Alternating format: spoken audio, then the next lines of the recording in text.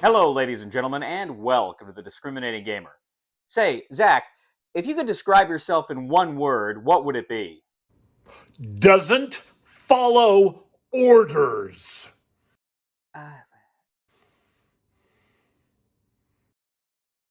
Ladies and gentlemen, today we're going to go ahead and take a look at Vendee 93 from Fellowship of Simulations.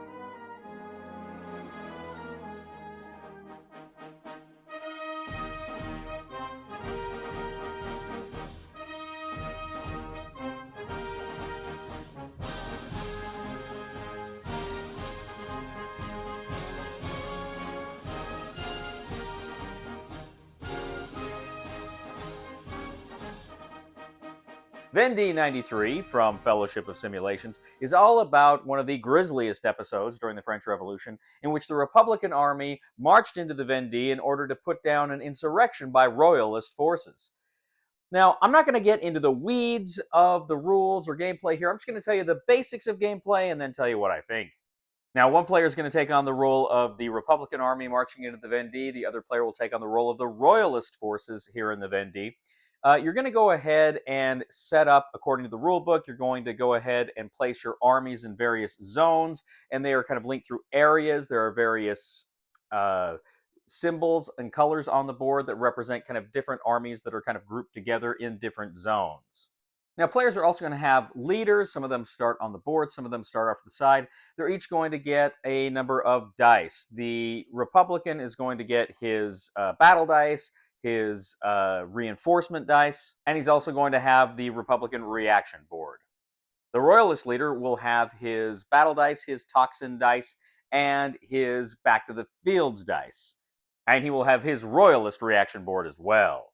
Now, the prestige marker is set at 0. You're going to put a red cube at 9, and you're going to start, of course, on the first game turn. Now, you have one single draw deck. You're going to shuffle it thoroughly, and each player will draw 5 cards.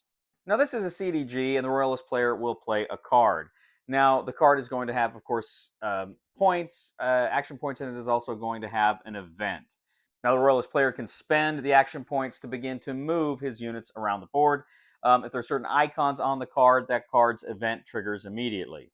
Now, you're spending the APs to move to adjacent spaces with either an individual unit, a force that's a leader and additional units, or simply a lone leader. You can go ahead and move them in any combination like that. Now, when you move into a space with an enemy, battle is going to ensue, but you complete all of your movement steps and then you go to battle. Now, during battle, you're going to go ahead and roll a number of dice, depending on the number of units you have in that battle, up to a total of 5. Now, what you're going to find on this dice are X's or R's. The R stand for retreat. The X's are essentially the elimination of an enemy unit. So you each roll simultaneously. You see who has rolled what. Any players that get the X's, they're eliminated. They're off the board. And any retreats, of course, you must retreat those units. And then you keep rolling like this until there's only one side left. Now, one side will have the opportunity to withdraw after a round of battle, but critically, you keep going until there is only one army or one force left in that space. Now, you have various leaders that are involved in these combats very often, and the leaders may give various abilities to your units. If ever a unit is, or a leader rather, is forced to retreat, you have to do a leader check. They may be killed, they may be wounded, taken off the board for a while. So you kind of have to watch the leaders and how they're going to interact with the battle. Then you've got the back of the fields roll. The Royalist player has to roll the die, the back of the fields die, that are going to tell him exactly from each of his armies how many units he's going to lose. These guys have to go back to tend the fields. So his army actually shrinks at the end of every round. Now, after the Royalist player is finished, then the Republican player is going to go. His play order is going to play pretty much the same. Again, you've got reinforcements, you've got a transfer box and a barracks that you're going to move these things through.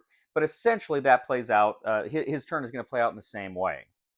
Now, throughout the game on cards, you may get reaction cubes, and these reaction cubes can be spent on your reaction board to let you do all sorts of fun and interesting things in order to advance your cause and confound your enemy. Now, the Royalist player is trying to gain prestige, and there's a number of ways that they can gain prestige.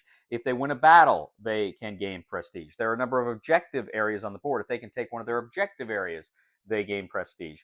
If on the Republican player's turn, the Republican does not engage in any battles, the Royalist gains a prestige. The Royalist has the toxin markers that they can use throughout the game, but if they've conserved them to the end of the game, they will get additional prestige then. The Republican will lose prestige, obviously, when they lose a battle, or if they lose a leader as a result of the battle, or if they lose an objective area as a result of a battle. Now, the Royalist player can win in a few ways. If at the end of round 8, if they are at 1 or greater on the prestige track, they automatically win. They can win immediately at any time if they control a number of their objective areas on the board. And then critically, at any time during the game, if their prestige gets up to 9, they will immediately win. Now, the Republican player can win in a few ways as well.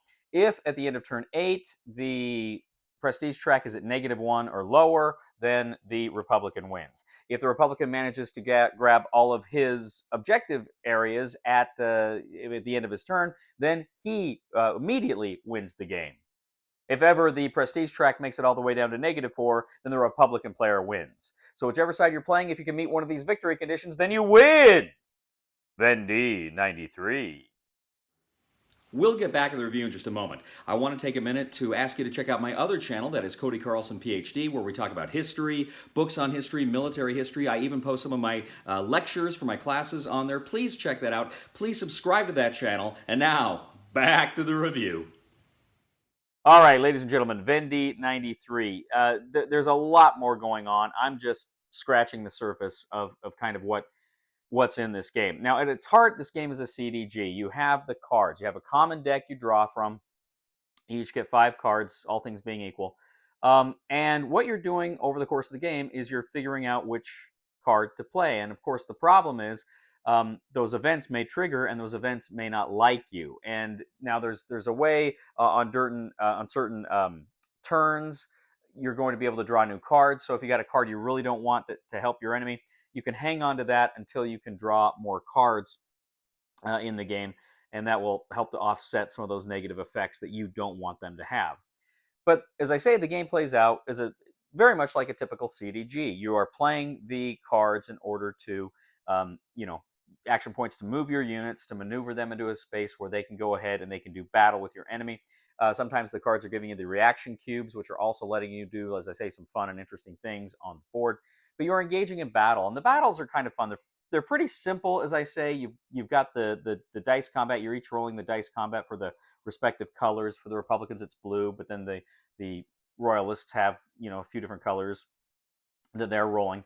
And you're trying to roll the X's or the R's, the eliminations or the retreats, and that's going to, of course, hit your enemy and force them to be eliminated or to retreat. And it's a pretty simple system. If you are in a kind of a fortified town, you also will get some advantages with those die rolls. So there's a lot of basic combat stuff going on here, and yet there is some pretty deep strategy. Of course, any CDG where you've got to make those choices between the event or the action points, or how you're going to play the card, I should say, is always very fun, and it's done very well here. There is some real nail-biting moments when you're trying to decide exactly which card you're going to play, which card you're going to hold back. That's a good, thinky part of the game that I really enjoy. The larger strategy of the game is very difficult because, of course, the Royalists are trying to take their objectives. They're trying to take these strongholds and what have you, because that's how they're going to get points. And with the reinforcements, with the roll, the toxins and stuff, getting more of those troops out there, you can have some pretty good-sized armies, but they're not going to last. So you may be able to take an objective, but you may not be able to hold it, especially because there's kind of a formula to which units you're going to take first off the board. And so it can be very frustrating as the Royalist player as you're trying to take over these areas and then you're going to lose them again. But again, that's kind of the name of the game because you are trying to get that prestige track up as high as you can with those victories and with winning battles. It's a good. There's some tough choices for both sides. I think there's a little asymmetry here, not too much, but enough that you're kind of looking at what you're doing. For instance, like I say, the Republicans, it takes a while for them to kind of build up their armies, but the Royalists lose so much there with the back of the fields rule every round. It all comes together in this kind of tight package. Now, I will say I enjoyed this game. I thought it was fun. I like generally CDGs, and I think this one, as I say, does it very well. But I do have some issues. First of all, the rule book was not the best. We struggled with the rule book at times. Some of it I think may be some translation errors, or just kind of some wonky language there. But then at other times there were some concepts that just were not intuitive and did not come easily. And so that we kind of had to work through that a little bit to kind of better understand how the game plays. So there was that issue. I think, too, one of my big problems with the game is I felt like it did go on a little bit longer than it needed to. Average game is probably about 2.5 hours.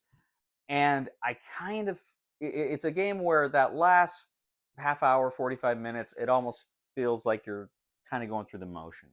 It's still fun, it's still enjoyable, but it just lasts a little longer. If this game had been a little tighter, it'd come in at under 2 hours consistently, I think I'd probably enjoy it a lot more than I did. Again, I do like this game. I think it's a fun game. I just wish it was a little tighter time-wise. But there's a lot of fun things going on here. Like I say, the reaction boards give you a lot of neat, take that and throwing things at people. It's a mean game, and I like mean games, right? And it does that very, very well. On the Cody scale, I'm going to go ahead and give Vendee 93 a 7. I think it's a fun game, and I think perhaps other people probably won't mind the length as much as I did, but that was one of my concerns. Thank you once again for joining us today on The Discriminating Gamer. As always, we'd ask you to please leave a comment for us here on YouTube, on Board Game Geek, on our various social media. And we would ask you please to like this video and subscribe to the channel if you haven't already.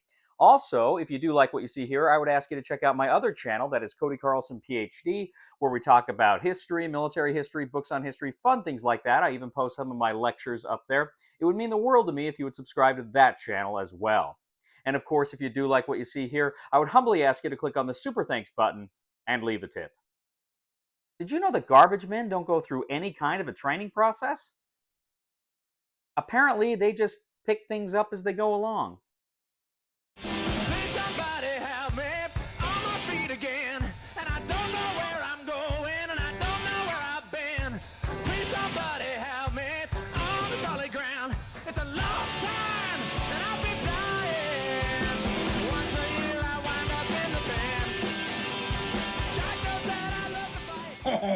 Bonjour et bienvenue à Le Discriminating Gamer. Quand j'étais petit, quand j'avais 12 ou 13 ans, j'ai voulu être un maron ou un avocat ou acteur. Mais aujourd'hui, prof de l'histoire.